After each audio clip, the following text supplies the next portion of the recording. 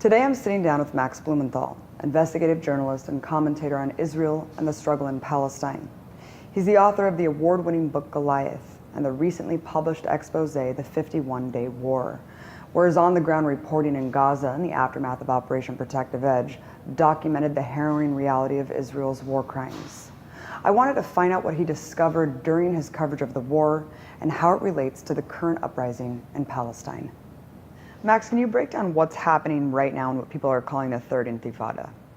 It doesn't fit within the parameters of what we know an intifada to be, which is a nationwide uprising directed by political factions. What we're seeing is a completely disorganized rebellion by a generation of youth who've grown up after the Oslo Accords, which laid the basis for a two-state solution, and the US-led peace process was established. And they've grown up in that reality. It's a reality of separation, exclusion. They've witnessed the destruction of the Palestinian grassroots. All of the institutions of Palestinian life, especially in East Jerusalem, have been virtually eliminated. In the West Bank, they've been folded into the PA and the NGO infrastructure. And they've seen very little opportunity or hope.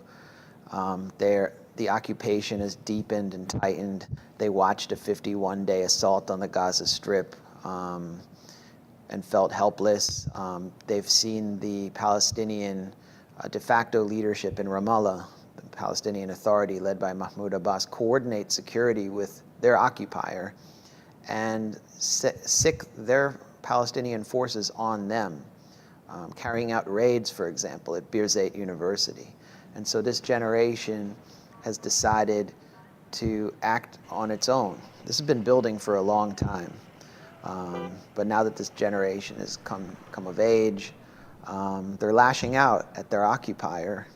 They're going out and demonstrating at the friction points of occupation. So for example, at the checkpoint at Beit El in Al-Bireh outside Ramallah, there are regular demonstrations. They're throwing rocks and Molotov cocktails at heavily armed soldiers.